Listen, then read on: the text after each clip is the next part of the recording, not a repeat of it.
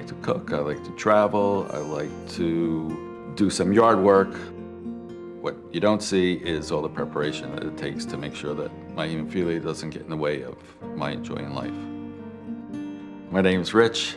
I have severe hemophilia A with comorbidities of HIV and hepatitis C. Growing up, I didn't do sports that much.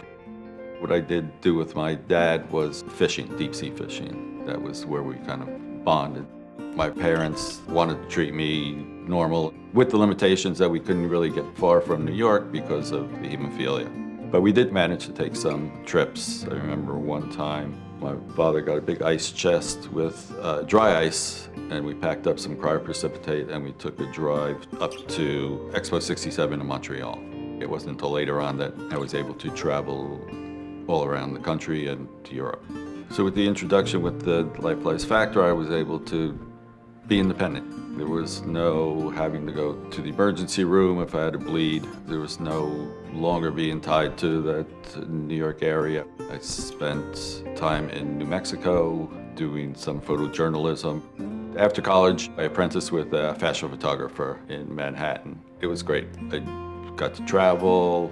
We did a shoot in Jamaica with the model Iman for Essence magazine. Navigating life with hemophilia, I try not to let it take control of my life. I try to live my life as I want. Of course, there's limitations, but otherwise, I try to just enjoy life. I like to travel to Europe a lot. I enjoy going to the Caribbean. When I travel, I have to make sure I bring my factor and all the supplies, pack it up.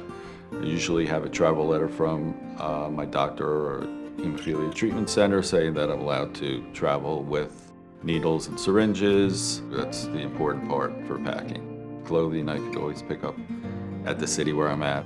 It's the medication that's really important. Having hemophilia makes me look at every day as a gift. I think now at age 68, I'm doing pretty well. Kind of just want to live my life and enjoy it.